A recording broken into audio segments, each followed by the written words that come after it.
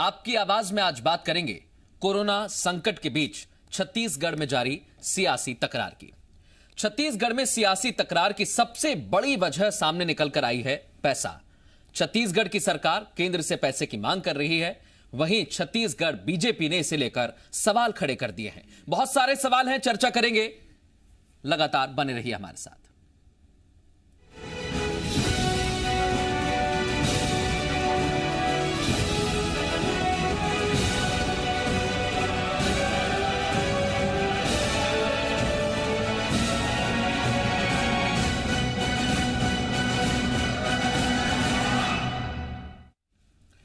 छत्तीसगढ़ सरकार ने कोरोना से निपटने के लिए केंद्र सरकार से 30,000 करोड़ की आर्थिक मदद मांगी।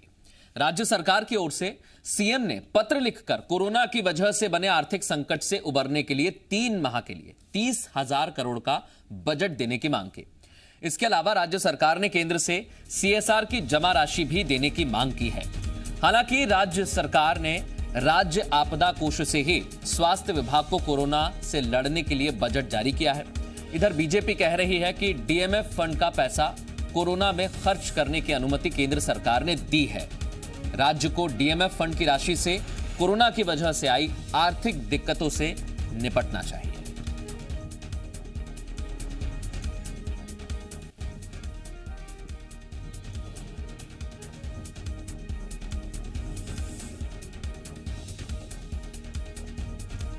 केंद्र सरकार से 30,000 करोड़ की मांग किए हैं। सीएसआर के फंड को वहां खर्च करने की अगर मांग की हैं तो मैं समझता हूं कि ये संक्रामक महामारी के समय ये तो बड़ा आपदा है, और इस समय भी केंद्र सरकार अगर राजनीति देखेगी और तो मैं समझता हूं ये उचित नहीं है। माननीय मुख्यमंत्री जी ने जो भी मांग किया है उसको केंद्र सरकार को सहमति देना चाहिए, स्वीकृति देना। आज सबसे पहले तो राज्य सरकार को जो डीएमएफ फंड में खर्च करने का अनुमति दी गई है उसको तो खर्च करे, जो आपदा प्रबंधन के तहत खर्च करने की अनुमति दी गई है उसको खर्च करे, जो मुख्यमंत्री सहायता कोष में पैसे आ रहे हैं उसको खर्च करे। राज्य सरकार खाली पत्र लिखने का काम कर रही है या पेपर में छपने का काम कर रही है, तो सरकार ऐसा लगता है कि पूरी प्रशासनिक शासन की व्यवस्था चरमरा गई है, कहीं कोई व्यवस्था नाम की चीज नहीं बची है। वहीं कोरोना संकट के बीच मुख्यमंत्री भूपेश बघेल ने मनरेगा की मजदूरी को खाद्यान्न के रूप में भुगतान करने की भी अनुमति मांगी। केंद्रीय ग्रामीण विकास मंत्री नरेंद्र सिंह तोमर को सीएम भूपेश बघेल ने पत्र लिखा, जिसमें उन्होंने ये मांग रखी है। सीएम भूपेश बघेल ने पत्र में लिखा कि प्रदेश में 31,50,000 सक्रिय परिवार के 62,52,000 लोगों की आजीविका मनरेगा पर निर्भर है। अगर मनरेगा का भुगतान खाद्यान्न के रूप में करने की अनुमति मिलेगी तो लॉकडाउन में श्रमिकों को कई समस्याओं से राहत मिलेगी।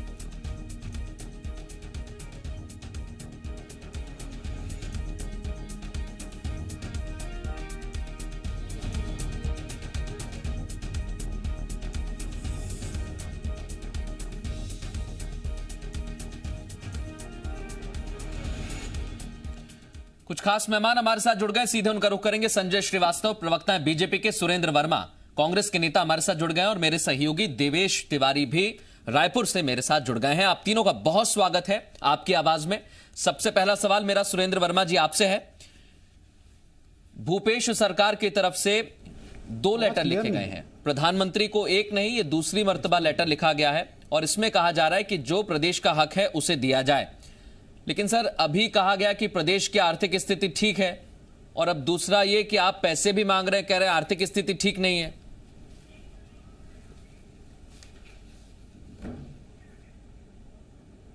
सुरेंद्र जी, आप सुन पा रहे हैं मुझे?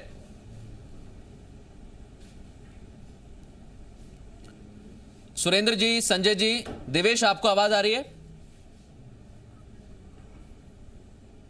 जी देवेश, मैं आपसे पहले जानकारी चाहता हूं, फिर मैं दूसरे मेहमानों के पास जाऊंगा, उन तक हमारी आवाज नहीं पहुंच रही है। सबसे पहले आप ये बताइए देवेश, क्योंकि अभी स्थिति देखें छत्तीसगढ़ की, बाकी राज्यों की तुलना करें तो काफी बेहतर है, लेकिन लगातार पत्राचार का जो सिलसिला है वो अभी भी चल रहा है।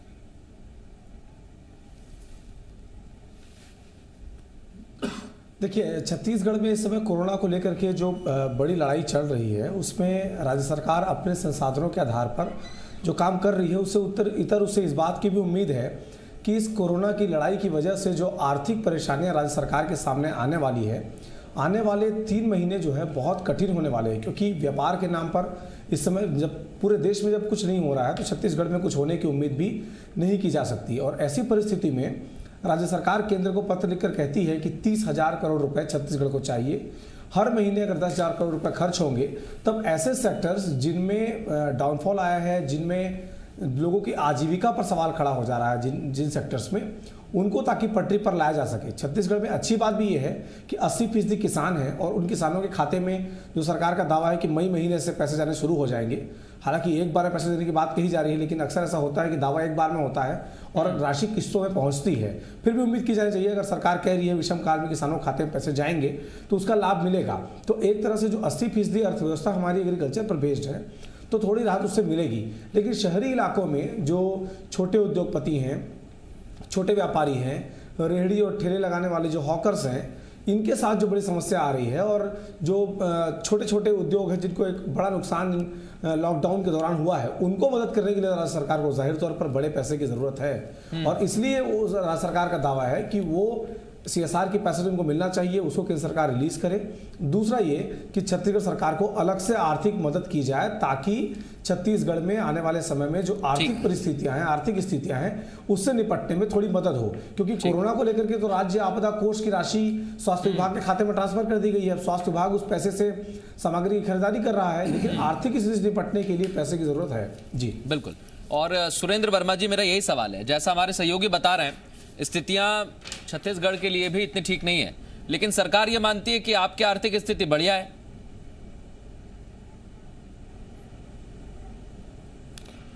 मृदुल जी, दो चीजें मैं कहना चाहूंगा कि जिस प्रकार से सारे एक्सपर्ट, जितने भी विशेषज्ञ हैं, उनका एकदम स्पष्ट कहना है कि कोरोना से लड़ाई के लिए हमको जिला स्तर पे फोकस करके कार्य योजना बनाने की जरूरत है और राज्य की एजेंसी के माध्यम से कार्य करने की जरूरत है ताकि फंड का जल्दी से जल्दी यूटिलाइज किया जा सके, तत्काल मदद की जा सके। निश्चित रूप से जहां तक DMF और CSR फंड की बात है तो DMF फंड जो है वो जिले का फंड होता है और खनन और उद्योग से प्रभावित जो लोग हैं उनके शिक्षा, स्वास्थ्य और उनके कुपोषण से लड़ने में और उनके पर्यावरण के संबंध में कोई दिक्कत है, पेयजल की जो समस्या है उसके लिए खर्च करने का प्रावधान है। और इसी प्रकार जो CSR फंड का जो विषय है उसके लिए भी उद्देश्य लगभग यही है, इसी मंशा से बनाया गया है और यही कारण है कि उसमें उस उद्योग को, संबंधित उद्योग को ये अधिकार दिया गया है कि एक समिति गठित करे और वो फैसला ले कि किस तरह से इसका व्यय किया जाना है। इसमें राज्य सरकार की कोई भूमिका नहीं होती। निश्चित रूप से जो फंड है इसमें न तो निगरानी की व्यवस्था है न इसकी सोशल ऑडिट होती है। और जिस प्रकार से अभी इस महामारी में एक एक पैसे के लिए कई राज्यों में हमने देखा है कि समय पर फंड की व्यवस्था नहीं हो पाती, समय पे मदद नहीं मिल पाती। आप जानकारी तो मुझे दे रहे हैं सर, राज्यों का हक है, ये संघीय व्यवस्था है, हम सम्मान करते हैं माननीय जी। मैं सुरेंद्र जी यही जानना चाह रहा हूं, एक तरफ आप कह रहे हैं, आपने मुझे फंड की जानकारी भी दे दी कि ऐसा ऐसा फंड यूज किया जाता है, ठीक है, मैंने मान लिया। थोड़ी देर के लिए यही मैं जानना चाह रहा हूं, क्या जो दावे किए जाते हैं सरकार की तरफ से कि हमारी आर्थिक स्थिति अच्छी है बाकी राज्यों से, वो सही माने थोड़ी देर के लिए? अगर सही है तो फिर पैसा क्यों मांगा जा रहा है? बाकी जिन राज्यों को जरूरत है, चाहे वो बीजेपी के हो, कांग्रेस के हो, उन्हें पहले पैसा मिलना चाहिए, पहला उनका बनता है ना। उसका परिणाम सर्वविदित है मृदुल जी। और लेकिन राज्यों का जो हक है, जो GST में जो सरकार की जो हिस्सेदारी है, जो मनरेगा के पेमेंट रोके गए हैं, उसके साथ ही ये महामारी है नहीं, और सुरेंद्र जी, अभी है। और वर्तमान में सर 29 जनवरी को पहला केस आया था, उसके बाद छत्तीसगढ़ सरकार के पास राशि आई है केंद्र की तरफ से। ऐसा नहीं है कि पूरी राशि नहीं आई है, राशि आई है जी। हमने ये बिल्कुल नहीं कहा मृदुल जी, हम संघीय व्यवस्था का सम्मान करते हैं, राशि आई है, लेकिन जो जरूरत है वो और बड़ी है, जो लोगों के लिए काम करना है, जो लोगों को सुविधाएं मुहैया करानी है, जो इस महामारी से लड़ना है, उसके लिए ये 30 करोड़ का फंड आगामी 3 महीने का जो है, ये निश्चित रूप से ये हमारे प्रदेश के मुखिया भूपेश बघेल जी की दूरदर्शिता है, वो प्लानिंग है। सुरेंद्र जी, मैं इसी से जुड़ा हुआ सवाल करना चाहता हूं, जो सवाल उठाए जा रहे हैं। संजय जी, अब मैं आपके पास आ रहा हूं। ये सरकार का कहना है, प्रदेश सरकार का, जब आप हमारा पैसा जो कंपनियां दे रही हैं CSR, अगर वो जा रहा है केंद्र के पास तो देने में हर्ज क्या है सर? दीजिए ना, जिसका हक है उसको उसका पैसा दे दीजिए।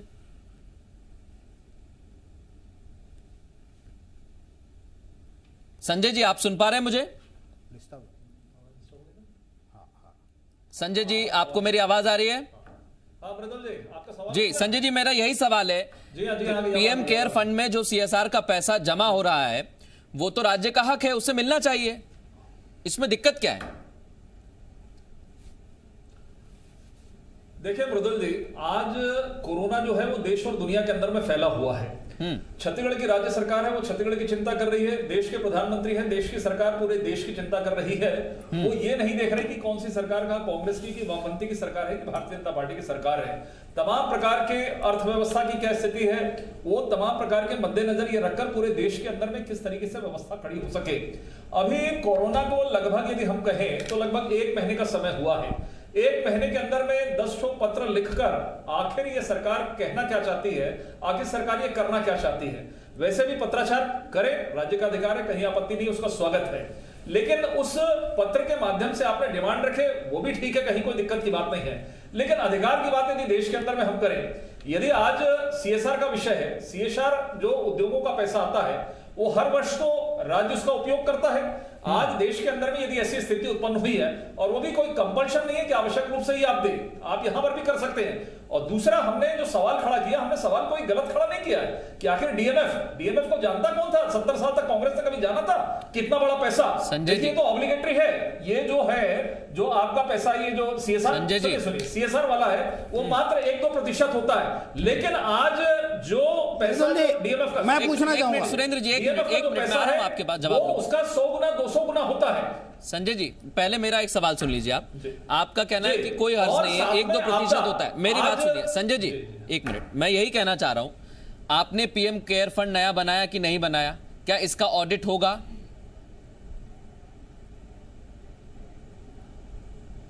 जी, आपकी सरकार जो केंद्र में प्रधानमंत्री 1 मिनट, प्रधानमंत्री केयर फंड बनता है। सर 1 मिनट, मैं अपना सवाल कंप्लीट कर लूं, आप सुन नहीं पाए हो तो।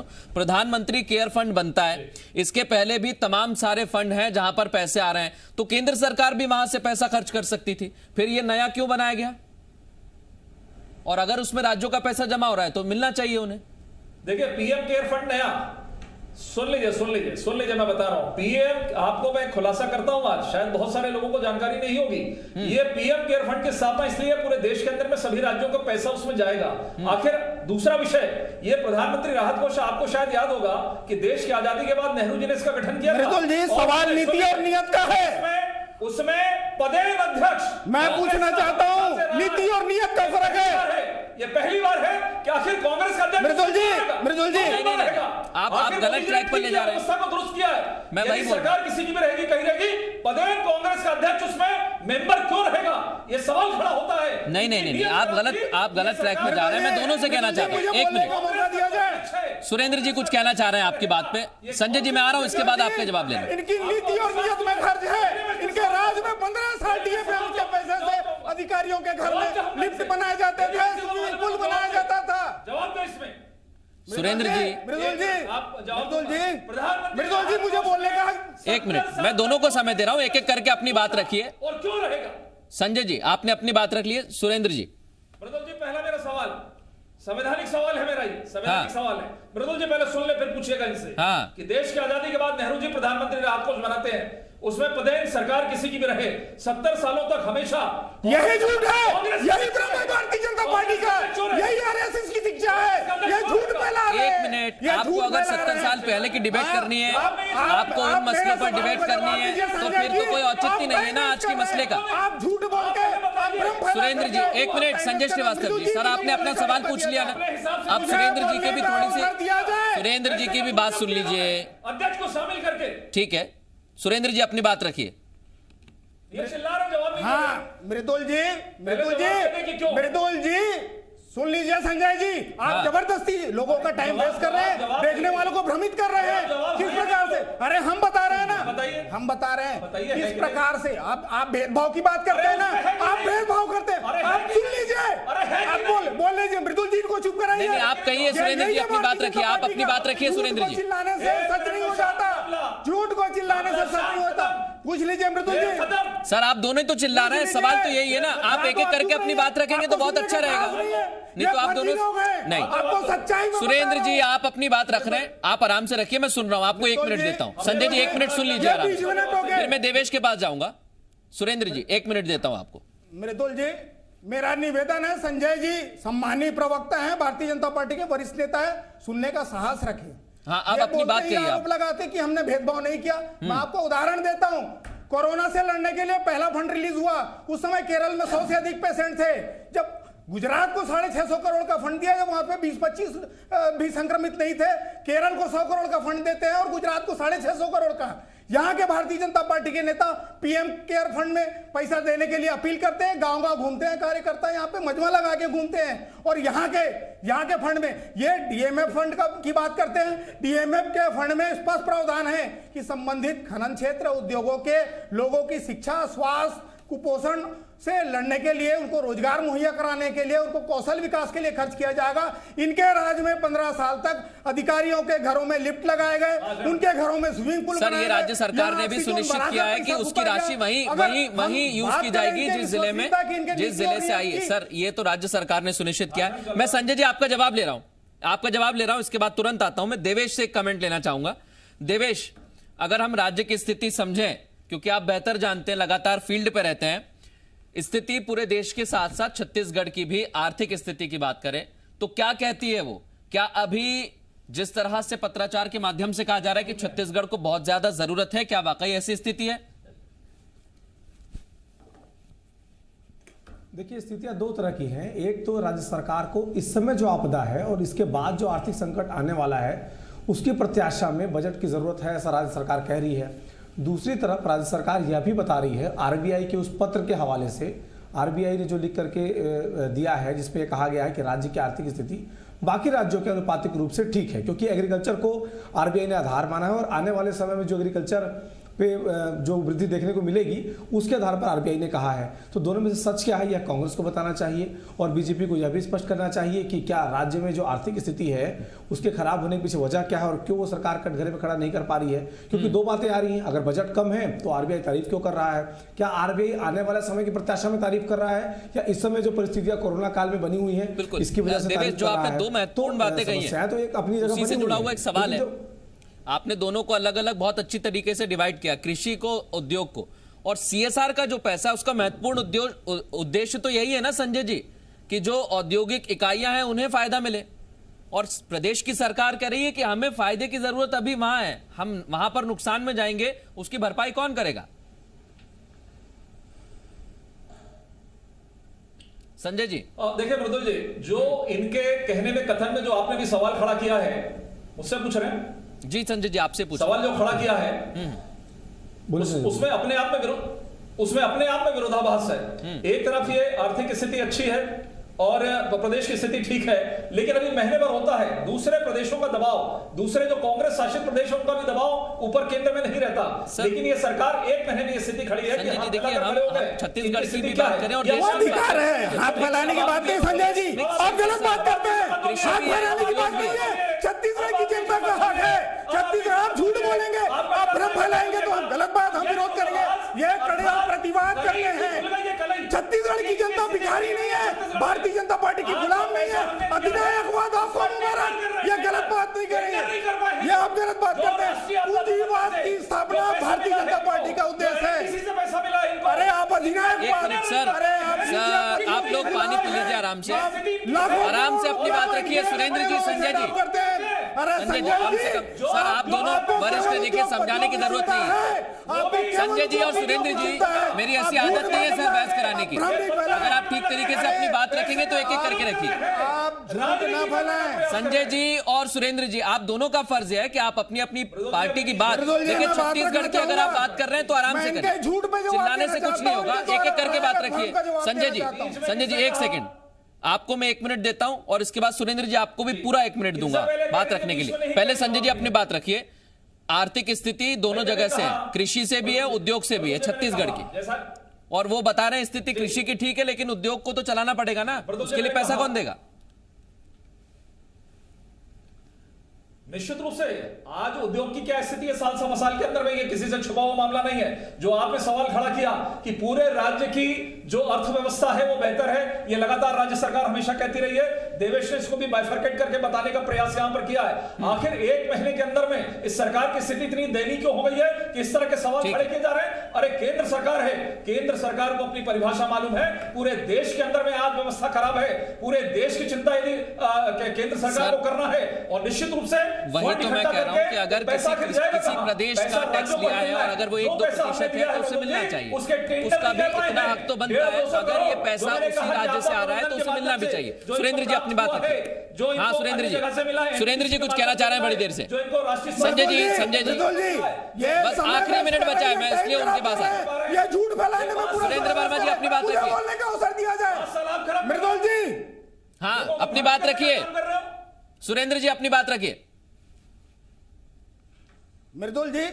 मृदुल जी मैं बहुत विनम्रता पूर्वक कहता हूं, हम संघीय व्यवस्था का, संसदीय प्रणाली का सम्मान करते हैं, फेडरल सिस्टम का सम्मान करते हैं, लेकिन जो पुराने अनुभव ये बोलते हैं कभी एक महीने का हिसाब, पिछले 6 साल से लगातार जिस प्रकार से आर्थिक मंदी आई है, इनके गलत नीतियों के, गलत आर्थिक नीतियों की वजह से वो मूल कारण है। इनकी नीति और नियत में संदेह का मूल कारण यह है कि नोटबंदी से लोगों का पैसा छीनकर गिनती के 18-20 पूंजीपतियों का लाखों करोड़ का लोन सेटअप किया गया। और मुझे पूरी तरह से लोग ये समझ रहे हैं और ये जान भी रहे हैं कि इस फंड का ना सोशल ऑडिट किया जाएगा, ना कोई जानकारी दी जाएगी। चुपचाप अपने उन चहेते पूंजीपतियों की भलाई में उनके बिल्कुल क्योंकि आपकी नीयत में खोट है, आपकी नीति और वक्त नहीं है मेरे पास। देवेश आपके पास आना चाह रहा था। बहुत शुक्रिया आप तीनों का हमारे साथ जुड़ने के लिए।